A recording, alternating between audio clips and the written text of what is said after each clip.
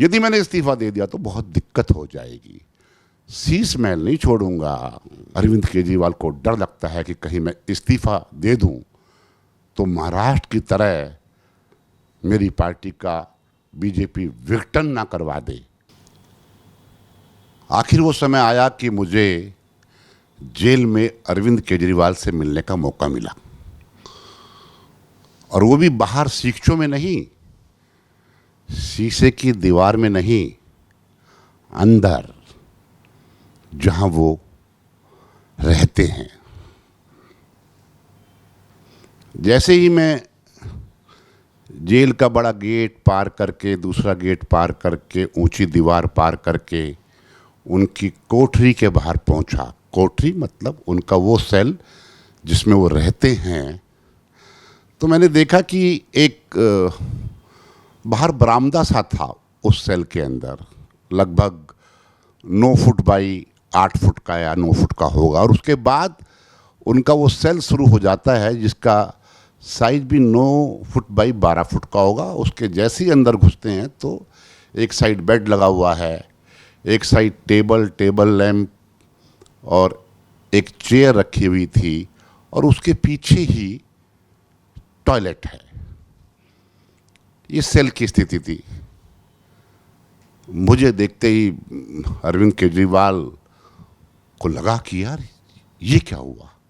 मैंने नमस्कार किया, उन्होंने नमस्कार का जवाब केवल गर्दन हिलाकर दिया। मुझे अचरज सा हुआ, लेकिन अचरज उनको ज़्यादा हुआ कि भगवंत मान मुझसे मिलने आए तो बाहर मिले, मेरी पत्नी आई तो बाहर मिली, विभव कुमार आए तो बाहर मिले। यार ये मेरा पुराना भूतपूर्व मित्र कैसे अंदर आ गया। खैर, मतलब मैं सोच रहा हूँ कि उनको लगा होगा ऐसा।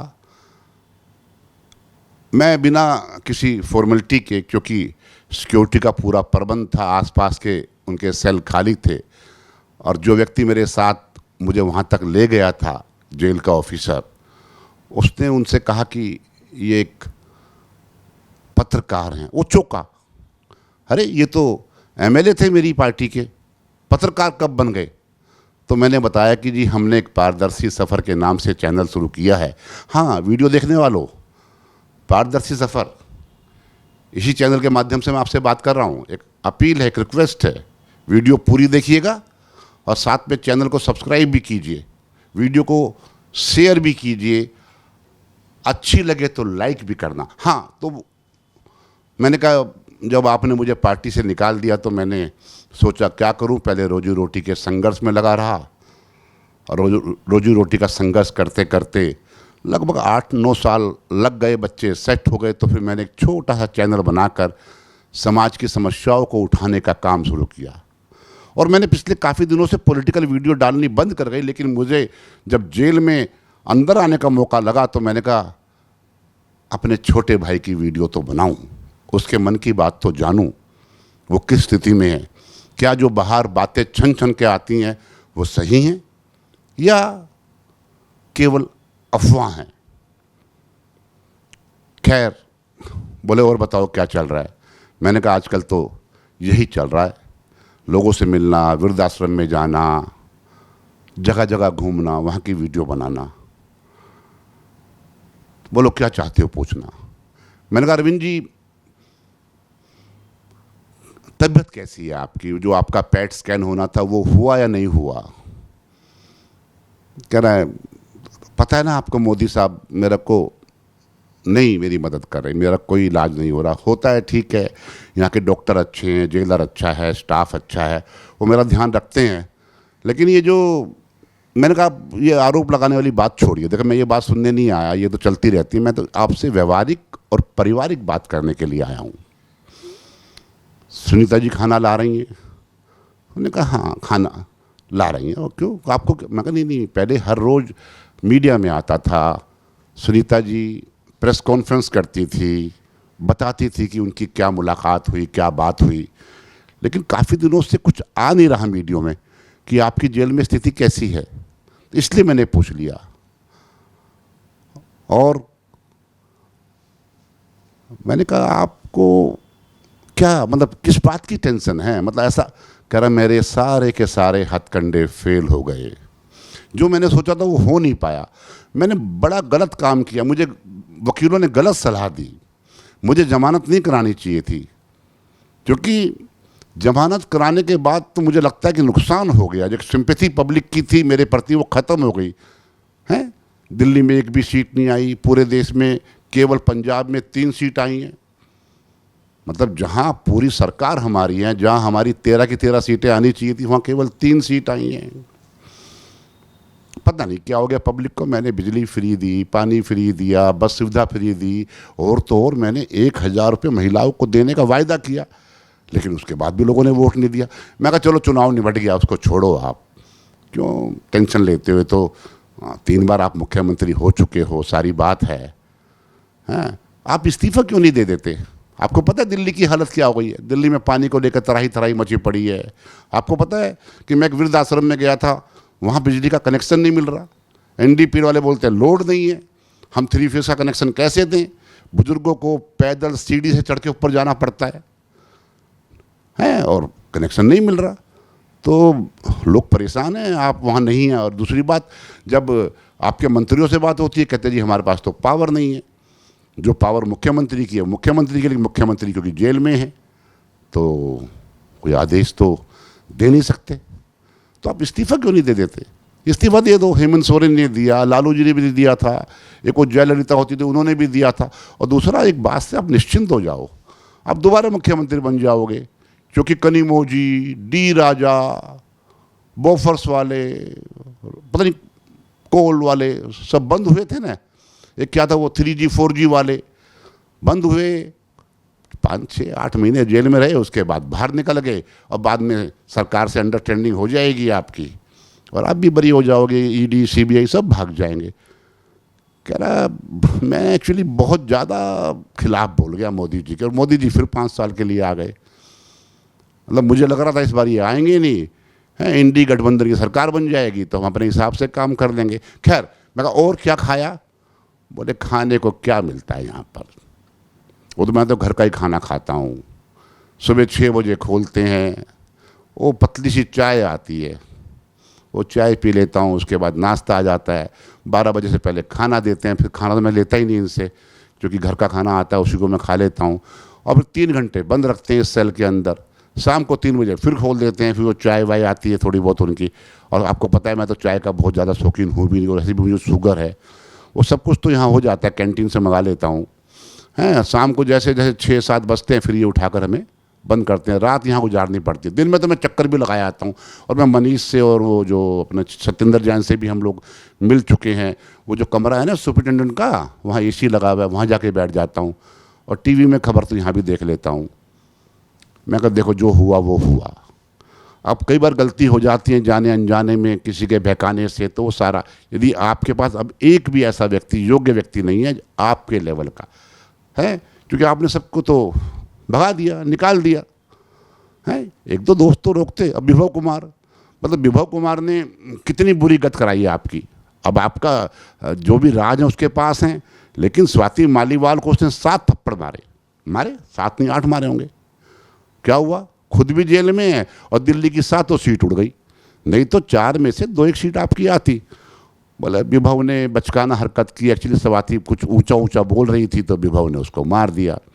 और सारी बात तो ये कि मेरे वकील साहब हैं, उनको राज्यसभा में लाना था, स्वाति मालीवाल को मैं दोबारा अध्यक्ष बना देता विमेन कमीशन का, हैं लेकिन वो नहीं मानी।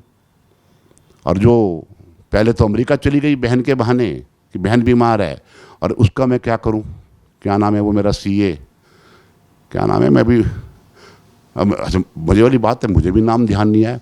आपको नाम याद है क्या? क्या नाम है उस CA का, वो जो जो जो एक्ट्रेस का पति है, राघव चड्ढा हैं। बोला वो भी ड्रामा करता रहा हैं। जब उसे पता लगा स्वाति की पिटाई होगी तो तुरंत आ गया चश्मा लगा के काला। लेकिन मुझे पता है ये सारे बहुत डरपोक लोग हैं। इस समय बोला मुझे याद आती है तो योगेंद्र यादव की आती है। देखो योगेंद्र यादव के मैंने कितना खिलाफ किया। वो व्यक्ति प्रेस कॉन्फ्रेंस में जब बात करता था तो उसका एक प्रभाव था मीडिया पे, पब्लिक पे, लेकिन वो मुझसे गलती हुई है। बाकी कुमार विश्वास तो सारा वो तो मैंने ठीक निकाला, प्रशांत भूषण भी ठीक निकाला, लेकिन योगेंद्र यादव ने चुनाव में कहीं भी मेरे खिलाफ नहीं बोला, हर बार मेरा समर्थन किया, मेरा जेल जाने का विरोध भी उसने किया। यदि योगेंद्र भाई का आशीर्वाद मिल जाए तो मैं चाहता हूँ कि वो आ जाए और इस राघव चड्ढा को और इनको सबको हटा के उनको राज्यसभा से ले आऊँ। मैं कहा देखो, तो वो आपका व्यक्तिगत मैटर है, वो तो आप जाने, वो जाने। भाभी आज क्या लेके आई? अरे भाई, अब तो मेरा खाना भी चेक करते हैं लोग, क्योंकि वो मैंने बाहर आके बोल दिया ना कि मुझे इन्होंने इंसुलिन का और वो जो मैंने थोड़ा सा मार्मिक भाषण तो इसलिए दिलवाया था कि मुझे वोट पड़ जाएंगी, और मुझे उम्मीद भी नहीं थी कि मुझे जमानत मिल जाएगी। पता नहीं वो तो हमारे वकील साहब ने कैसे मैनेज किया और जमानत, लेकिन जमानत का मुझे नुकसान हुआ। उससे अच्छा तो सुनीता केजरीवाल अच्छी मीटिंग कर रही थी, उसकी मीटिंग में अच्छी भीड़ आ रही थी, जो मैं टीवी पर देखता था या जो मुझसे मिलने आते थे मुझे वो दिखा देते थे, बता देते थे। अब चलो, जो हुआ वो हुआ, अब तो भगवान के भरोसे हूँ, बजरंगबली भली करेंगे। और एक गलती मुझसे और हो गई, जो मैं सोचता हूँ कई बार, कि मुझे गांधी जी की बात को मान लेना चाहिए था। मुझे गांधी जी की बड़ी याद आती है, भगत सिंह जी, अंबेडकर जी ठीक हैं, लेकिन गांधी जी की फ़ोटो भी मुझे लगानी चाहिए थी। मैंने जो गांधी जी का अपमान किया ना, उनकी फ़ोटो हटा के सरकारी ऑफिसों से और अपने घरों से और सब जगह से, तो वो मुझे, मतलब मेरा मन कहता है, बोले मैं रात को सोता हूँ तो मुझे बहुत दिक्कत होती है। बार बार गांधी जी कहते हैं कि अरविंद, मेरी फ़ोटो नोटों पर है, मेरे स्टैचू वर्ल्ड में हर जगह लगे हुए हैं, और तूने आते ही मेरी फ़ोटो हटवा दी दिल्ली के ऑफिसों से। अरे मोदी जी भी तो हैं, सेंट्रल गवर्नमेंट के हर एक ऑफिस में मेरी फ़ोटो लगी है। ये क्या किया आपने? ज़्यादा अच्छा होता कि मेरी फ़ोटो भी होती और साइड में तुम्हारी भी होती, क्योंकि चीफ मिनिस्टर की फ़ोटो तो हर ऑफिस में होती ही है। आपने बन के क्रांतिकारी और वो लो प्रोफाइल का आदमी बन के मुझे भी हटा दिया और अपने आप को हटा दिया। क्या फ़ायदा हुआ? पड़े हो ना जेल में। मैं कहा जी, मनीष का क्या हाल है? बोला मनीष भी दुखी है, सतेंद्र भी दुखी है। एक वो चेला हमने रखा था विजय नायर, मुझे उस पर बड़ा विश्वास था। अच्छा, अब आप कहोगे कि मैंने ऐसा किया। मैंने बिल्कुल नहीं किया, मैंने कोई धोखा घोटाला नहीं किया, ये सब मैंने करवाया तो है, लेकिन मैं तो चीफ मिनिस्टर विदाउट पोर्टफोलियो था। मुझे ऐसा अंदेशा होता कि एक चीफ मिनिस्टर विदाउट पोर्टफोलियो है, वो भी किसी घोटाले में फंस जाएगा, मुझे बिल्कुल भी ऐसा अंदेशा नहीं था, ना मुझे किसी ने सलाह दी। ये तो सुप्रीम कोर्ट के जज साहब ने मरवा दिया मुझे कि पार्टी को भी पार्टी बनाओ, केस के अंदर एक्यूज बनाओ। पार्टी का अध्यक्ष मैं हूँ तो मैं भी एक्यूज हो गया और जेल के अंदर हूँ। मैं जेल से तो आप आ जाओगे सर, आप क्यों चिंता कर रहे हो माननीय? आप जेल से जल्दी बाहर आ जाओगे, बिल्कुल चिंता मत करो। और सुनो मेरी बात को, भाभी बहुत मजबूती से आपका काम कर रही है। कह रहा वो तो कर रही है, लेकिन मेरी पार्टी के एमएलए का तो मुझे खतरा हो गया, क्योंकि सुनीता केजरीवाल को यदि मैं चीफ मिनिस्टर की शपथ दिलवा देता हूं तो 6 महीने में चुनाव लड़ना पड़ेगा। अब मुझे ऐसा लगता है कि 7 एमपी हम हार गए, यदि वो हार गई तो मैं कहीं का नहीं रहूँगा। इसलिए देखता हूँ शायद जल्दी जमानत हो जाए, प्रयास जारी हैं। और आपको तो पता है ये वकील जो होते हैं, पैसे के साथ साथ भाई वकील के पास तो आप समझ सकते हैं ना कि उनकी तो माननी पड़ती है जब आदमी फंसा हुआ होता है। और जहाँ तक घोटाले की बात है, भाई मुझे एक बात बता, पार्टी चलाने के लिए, सरकार चलाने के लिए पैसा तो चाहिए। ये जो जनता है कहाँ वोट देती है? ये पोस्टर, ये पब्लिसिटी कहाँ से होगी? मैं कैसे मोदी जी का मुकाबला करता? सरकारी विज्ञापन तो ठीक है, लेकिन पार्टी के विज्ञापन के लिए पैसे तो चाहिएंगे। और पैसे कहाँ से आएंगे? पहले तो पब्लिक पैसे दे दिया करती थी, ये आरएसएस वाले भी पैसे दे दिया करते। अब तो मैं इनका दुश्मन हो गया हूँ। बोला मुझे मालूम है अन्ना जी के आंदोलन में सारी भीड़ आरएसएस की थी, आम जनता भी थी, आप जैसे लोग भी थे। और जब आपकी मैंने बात नहीं मानी और आपने पार्टी छोड़ दी तो मुझे उस समय लगा कि मेरा क्या बिगाड़ लेगा, लेकिन मुझे आपकी बात को मान लेना चाहिए था उस समय। खैर भाई, मुझे अब थोड़ा सा गीता पढ़नी है और फिर उसके बाद मैं आराम करूँगा, बस इतनी बात। मैं कहा नहीं, एक बात तो बताओ, आप इस्तीफ़ा दे दो ना। बोला मैं इस्तीफ़ा कैसे दे दूँ? अब ये थोड़ा ना कि जो आतिशी के घर में तो चलो मनीष सिसोदिया की वाइफ रह रही है और कोई बात चर्चा नहीं हो रही, लेकिन यदि मैं इस्तीफ़ा दे दूंगा तो जो चीफ मिनिस्टर बनेगा तो सिक्योरिटी भी उसको चली जाएगी। और उस बंगले के अंदर, शीश महल के अंदर, जो इतनी मेहनत से मैंने बनवाया, इतने मेरे पर आरोप लगे, इतना मैंने पैसा खर्चा, गली गली तुम्हारी भाभी को लेकर पर्दे, पत्थर, टॉयलेट सबका चयन कराया, उसको छोड़ने का मन नहीं है जीते जी। इसलिए मैं इस्तीफा, मैं दिल्ली बर्बाद हो जाएगी। बोला दिल्ली की जनता को मैं जानता हूं, मेरा अपना एक वोट बैंक है। वो पिछली बार भी उन्होंने मोदी जी को वोट दिया था सेंटर में। जब स्टेट का चुनाव आएगा, अभी तो 8-9 महीने हैं, उससे पहले तो मैं बाहर आ जाऊंगा, मैं सब मैनेज कर लूंगा। यदि मैंने इस्तीफा दे दिया तो बहुत दिक्कत हो जाएगी, शीश महल नहीं छोड़ूंगा। और मुझे विश्वास है दिल्ली की जनता पर, ये झोपड़पट्टी वालों पर, छोटे मकान वालों पर, अनऑथोराइज कॉलोनी वालों पर, वो वोट तो मुझे देंगे हैं। दिल्ली की जनता मुझे वोट देना चाहती थी, लेकिन कांग्रेस की इमेज अच्छी नहीं है, बाकी लोगों की इमेज अच्छी नहीं है। लेकिन केंद्र में उन्होंने सोचा कि देश का मामला, तो इसलिए मोदी जी को वोट दे दी। और मुझे कोई एतराज़ भी नहीं है, और मुझे कोई दुख तो है, लेकिन मैं इस पर क्या कर सकता हूँ, क्या कर सकता हूँ? अच्छा आप बताओ क्या? नहीं, मैं कर तो कुछ नहीं सकते। अंदर ही अंदर मैं खुश हो रहा था, साले तूने किया तो बहुत बुरा है। कुमार विश्वास को निकाला, आशुतोष को निकाला, आशीष खेतान को निकाला, प्रशांत भूषण को निकाला, अन्ना को धोखा दिया। और मुझे भी तो धोखा दिया था, मुझे भी तो कहा था कुछ करो इंजाम, नहीं तो राजनीति नहीं होगी। I do not need honest people, I need loyal people. मैं अंदर सोच रहा था बैठा बैठा। खैर इतने में वो सिक्योरिटी वाले मुझे बोले, भाई साहब बहुत देर हो गई है, मरवाओगे, सीसीटीवी कैमरे लगे हैं, आप तो आप जल्दी बाहर आ जाओ। तो मैं कहा बस 2 मिनट। मैं, भाई साहब पानी है? और पानी बिस्लेरी का था भाई साहब।